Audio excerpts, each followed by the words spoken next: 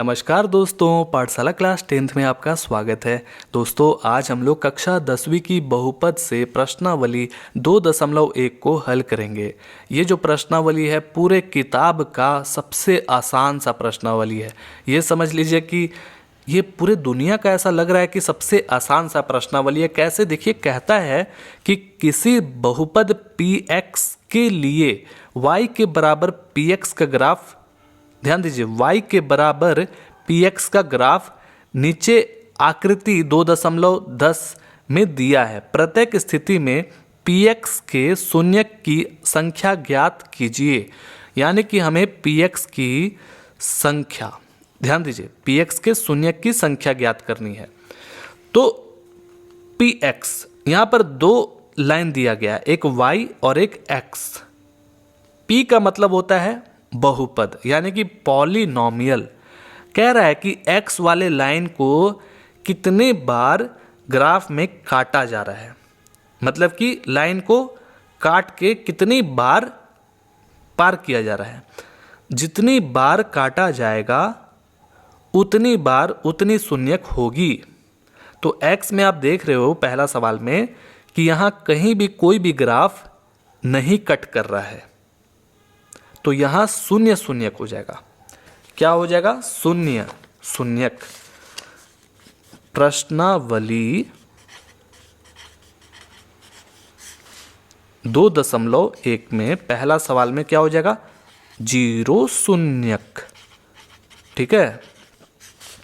दूसरा में, अच्छा, ये ऐसा किताब में दिया गया। देखिए क्या है ना कि ये इस तरह से ऐसे लाइन था ना, और ये ग्राफ ऐसे उड़ के एक बार काट दिया था, तो एक शून्यक हो जाएगा। समझ में आ गया? इसी तरह से तीसरा में देखिए, यहाँ पर एक बार कटा, दूसरा और तीसरा बार, यानी कि 3 शून्यक हो जाएगा। जितनी बार कट करेगा उतनी शून्यक होगी।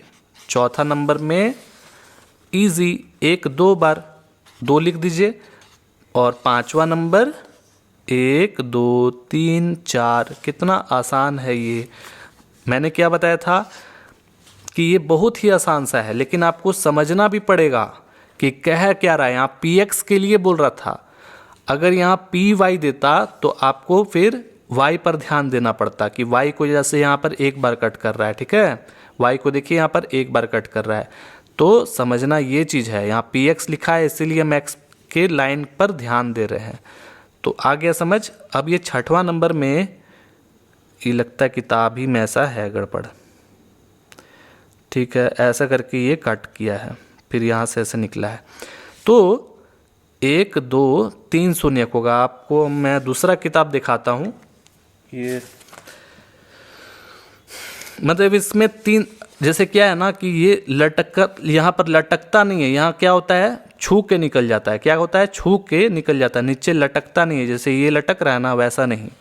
तो एक बार होगा और इसको छू के निकला है, यहाँ पर भी छू ही रहा है, तो 1 2 3 शून्यक हो जाएगा। ऐसे समझ लीजिए आप। ठीक है, इस तरह से कंप्लीटेड हो जाता है। मैंने प्रश्नावली 2.2 को बना दिया है। देखिए यहाँ पर, या फिर यहाँ पर लिंक आ रहा होगा, आप उसको देखिए। इससे सवाल नहीं पूछा जाता है, ये बहुत ही आसान सा चीज़ है। मेरा काम था बनाना, पढ़ाना, मैंने पढ़ा दिया। चलिए फिर मिलते हैं दोस्तों।